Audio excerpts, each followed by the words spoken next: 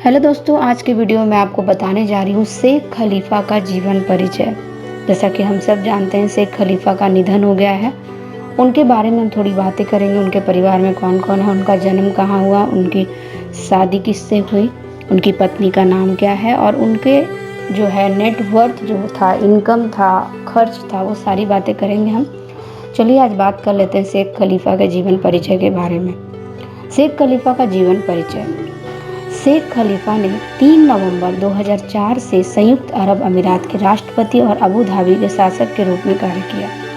वो अपने पिता शेख जायद बिन सुल्तान के उत्तराधिकारी के रूप में चुने गए, जिन्होंने 1971 से 2 नवंबर 2004 को अपनी मृत्यु तक सेवा की। अबू धाबी के शासक और संयुक्त अरब अमीरात के राष्ट्रपति शेख खलीफा बिन जायद अल नाह्यान, जिनका पूरा नाम था, जैसा कि मैं फिर से बता रही हूँ, शेख खलीफा बिन जायद अल नाह्यान का शुक्रवार को 73 वर्ष की आयु में निधन हो गया। मृत्यु का कारण तुरंत सामने नहीं आया था, हालांकि वो लंबे समय से बीमार थे। राष्ट्रपति मामलों के मंत्रालय ने 40 दिनों तक शोक की घोषणा की। आप चाहें तो पहले के वीडियो देख सकते हैं, उनका मैंने फ्यूनरल वीडियो भी बनाया है।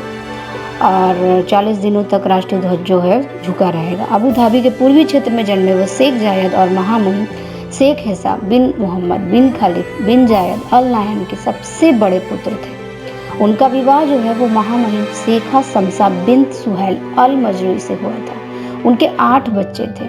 अपने पिता की मृत्यु के बाद उन्होंने संयुक्त अरब अमीरात का राष्ट्रपति पद ग्रहण किया था। राष्ट्रपति के रूप में उन्होंने देश में मौजूदा राजनीतिक और सामाजिक स्थितियों में सुधार के लिए कई पहल किए। राष्ट्रपति होने के अलावा अबू धाबी इन्वेस्टमेंट अथॉरिटी के अध्यक्ष भी थे, जो एक वित्तीय कंपनी है जो 800 बिलियन से अधिक का लेन देन करती है। आइए जानते हैं शेख खलीफा के जीवन, आयु और परिवार के बारे में। वो कहाँ से पढ़े लिखे हैं और कौन है। शेख खलीफा का जो है वो असली नाम मैंने आपको बताया, खलीफा बिन जायद अल नाह्यान। उनको प्रसिद्धि मिली संयुक्त अरब अमीरात के राष्ट्रपति। उनका जन्म जो है 7 सितंबर 1948 ईस्वी को हुआ था। उनका जन्म स्थान अल एन यूएई। मृत्यु के समय उनकी उम्र जो है वो 73 साल की थी। मृत्यु की तारीख 13 मई 2022। मृत्यु का स्थान भी अल एन यूएई था। शरीर की कई बीमारियां थी उन्हें। शिक्षा उन्होंने ग्रेजुएट हासिल की थी और नागरिकता जो सिटीजनशिप जिसे कहा जाता है वो अमीराती थी। धर्म इस्लाम था। लंबाई उनकी 6 फीट थी। आंखों का रंग काला था। बालों का रंग काला था। पेशा जो था वो संयुक्त अरब अमीरात के राष्ट्रपति और वो मैरिड थे। शेख खलीफा का जन्म 1948 में ओमान की सल्तनत के साथ सीमा के पास अल एन के अंतर्देशीय नखलिस्तान में हुआ था। उनका नाम उनके परदादा शेख खलीफा बिन सकबूत अल नाह्यान के नाम पर रखा गया था और वह संयुक्त अरब अमीरात के संस्थापक और पहले राष्ट्रपति शेख जायद बिन सुल्तान अल नाह्यान के सबसे बड़े बेटे थे। उनके पिता का नाम जायद बिन सुल्तान अल नाह्यान और उनकी माता का नाम हिस्सा बिन्त मोहम्मद अल नाह्यान था। पत्नी का नाम शमसा बिन्त सुहैल अल मजरूई। 2 बेटे मोहम्मद बिन खलीफा बिन जायद अल नाह्यान और सुल्तान बिन खलीफा अल नाह्यान। बेटियों के नाम 6 बेटियां थीं उनकी, सम्मा, मौजा, ओसा, शेखा, सलामा और लतीफ़ा। शेख खलीफा की वैवाहिक स्थिति जो है वो विवाहित है। उनकी पत्नी का नाम मैंने आपको बताया, लेकिन उनकी शादी की तारीख अभी तक नहीं दी गई है, जो मैं नहीं बता पाऊंगी। उनके बेटों का नाम मैंने बताया, उनकी बेटियों का भी नाम बताया। शेख खलीफा ने अपनी स्कूली शिक्षा अल एन के एक निजी स्कूल में पूरी की।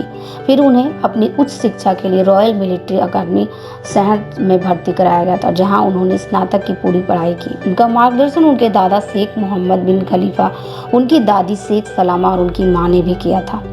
1966 में अबू धाबी के अमीर कमांडर के रूप में उनके पिता ने शेख खलीफा को अपना प्रतिनिधि नियुक्त किया था। उस वक्त शेख खलीफा का उम्र महज 18 साल की थी।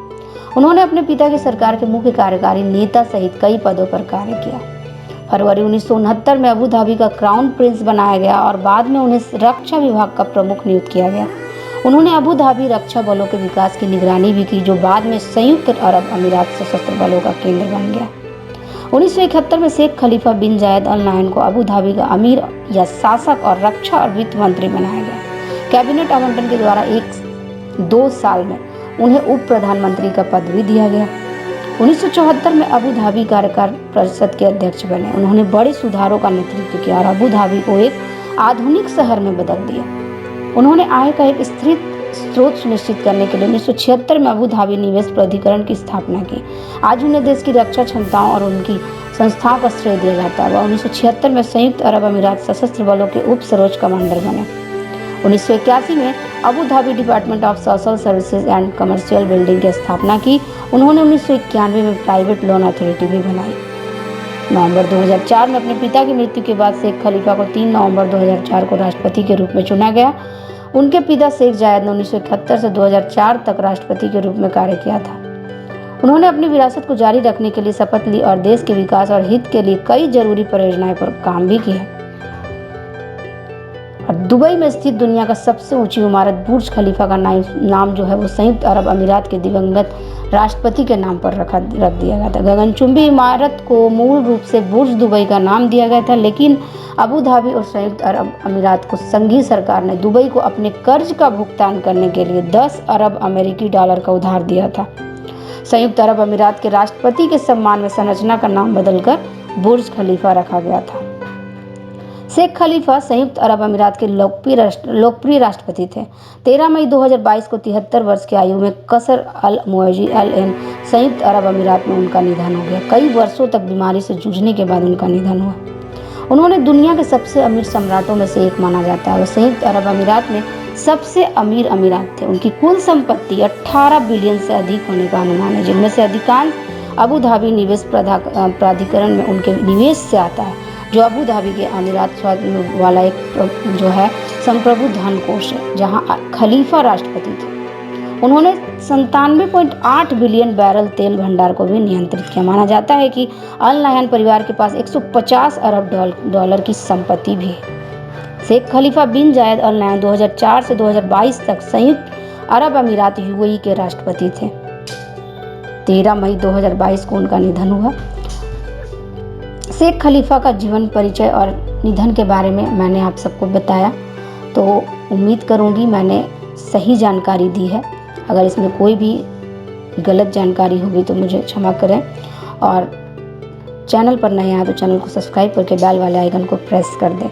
आज के लिए इतना ही। आगे फिर मिलूंगी एक नई वीडियो के साथ। तब तक के लिए बने रहिए। Take care. Thanks for watching.